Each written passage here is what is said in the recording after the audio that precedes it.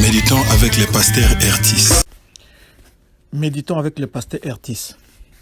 Mardi le 22 octobre 2019, 1 Samuel 27, 1 à 12. Quelques questions. Est-ce que ce passage me prend quelque chose sur Dieu le Père, Dieu le Fils, Dieu le Saint-Esprit?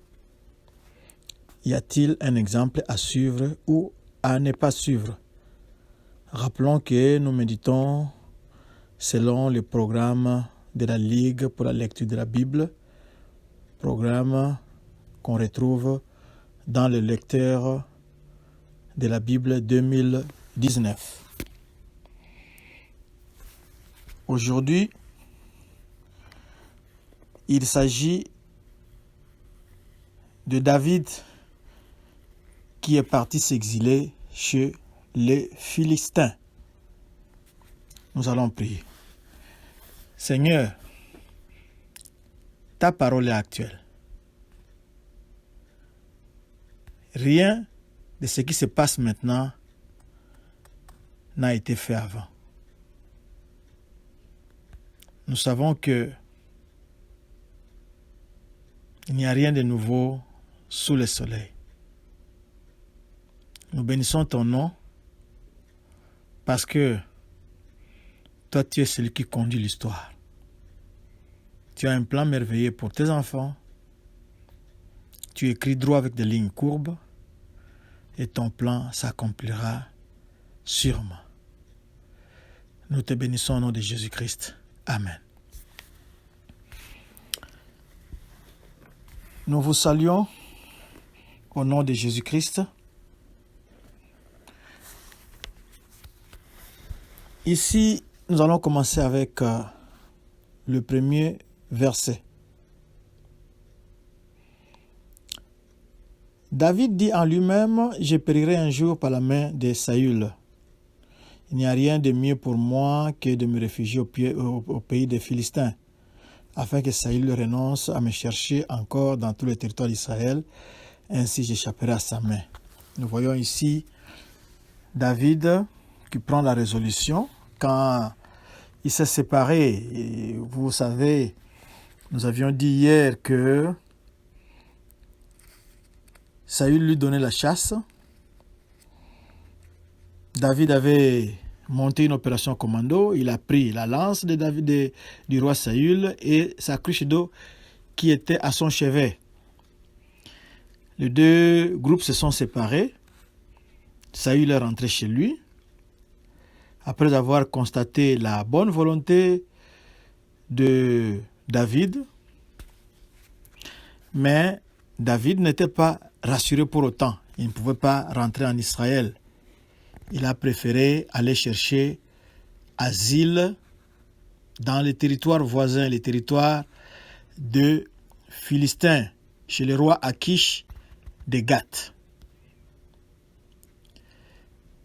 Cette histoire ressemble un peu à ce que nous vivons dans nos temps ici, où certains opposants sont obligés de s'exiler, de fuir loin, de subir du pouvoir pour avoir la vie sauve.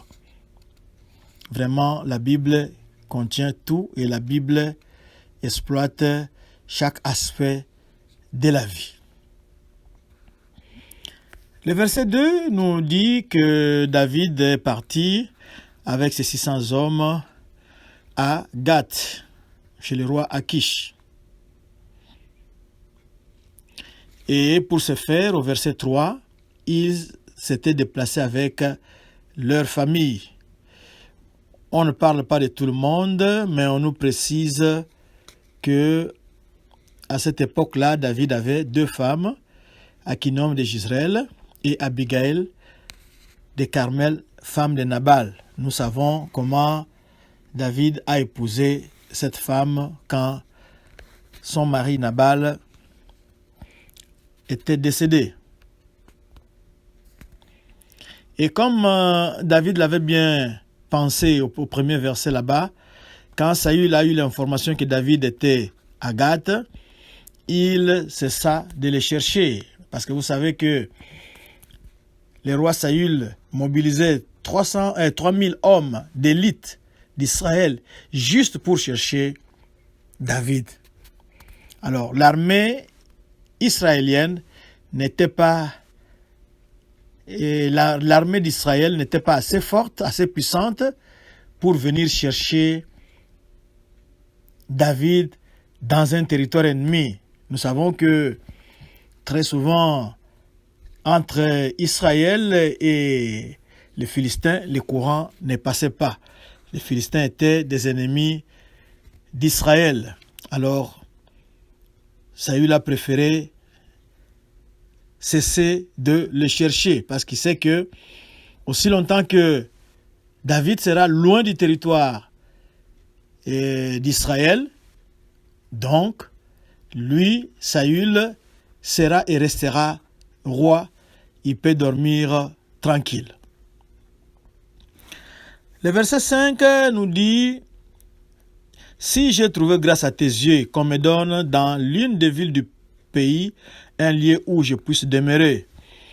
Ici, David fait une demande à Akish parce que rester dans la capitale avec le roi, ça signifie que les services de renseignement du roi auront les yeux sur David, sur tous ses mouvements, et ça ne sera pas bien.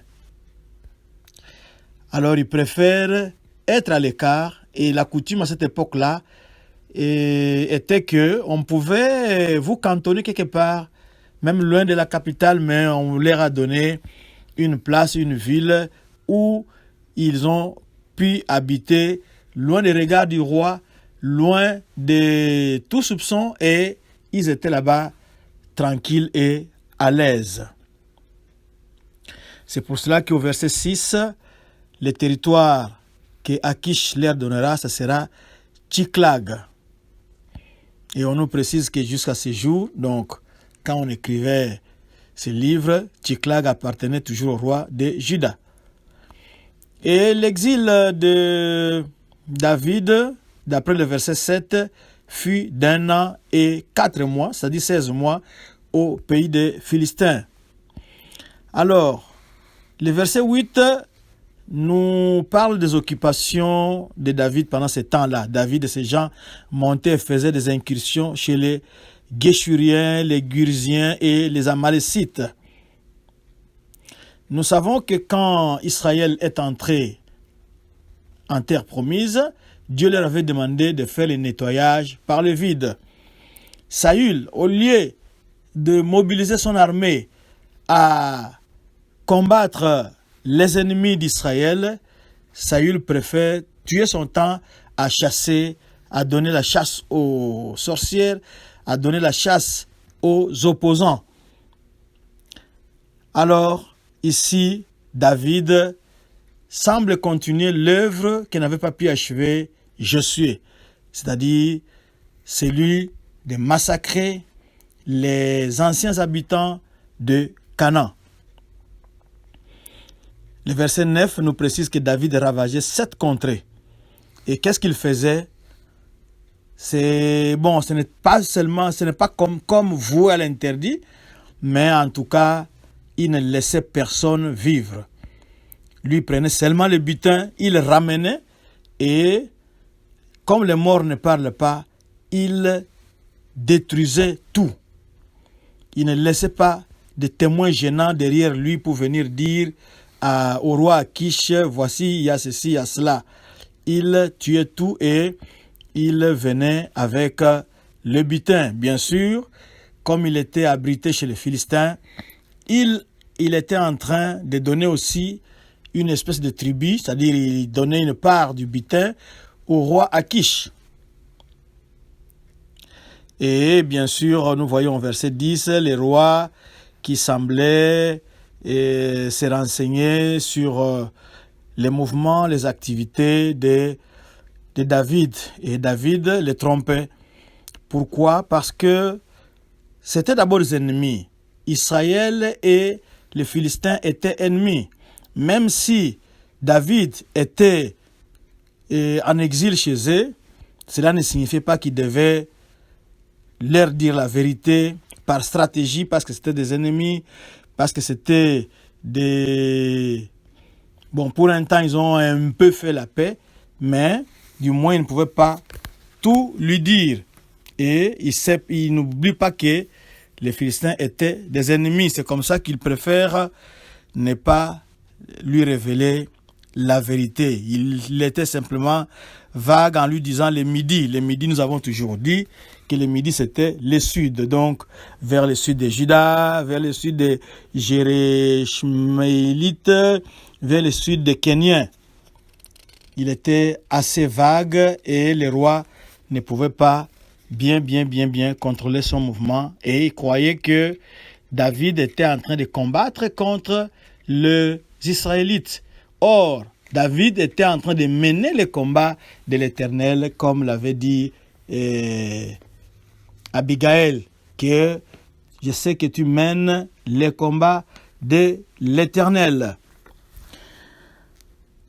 C'est-à-dire qu'il était en train de détruire les ennemis que Josué avait laissés. Et les rapports qui parvenaient au roi Akish, c'était que David était dans son camp. Donc le roi avait intérêt à ce que David soit avec lui, avec ses 600 hommes, surtout que David était un champion d'Israël. Les jours où il y aurait peut-être guerre ou comment contre Israël ou bien contre un autre peuple, David pouvait toujours l'appuyer. Donc c'était ça un peu l'intérêt qu'il trouvait à avoir David sur son territoire à portée de la main. Et le verset 11 nous explique pourquoi David préférait les nettoyer par le vide. Il disait, car, pensait-il, il pourrait parler contre nous et dire, ainsi a fait David, et ce fut là sa manière d'agir tout le temps qu'il demeura dans le pays des Philistins. Donc c'était son modus operandi, comment il faisait pour survivre pendant son temps d'exil.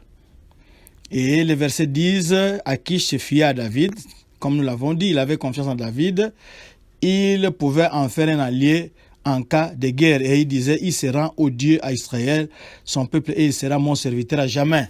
C'était ça, c'est comme ça que la stratégie de David a pu quand même fonctionner. Il a donné une fausse impression à l'ennemi d'Israël, au roi Akish, le roi des Philistins à Gath.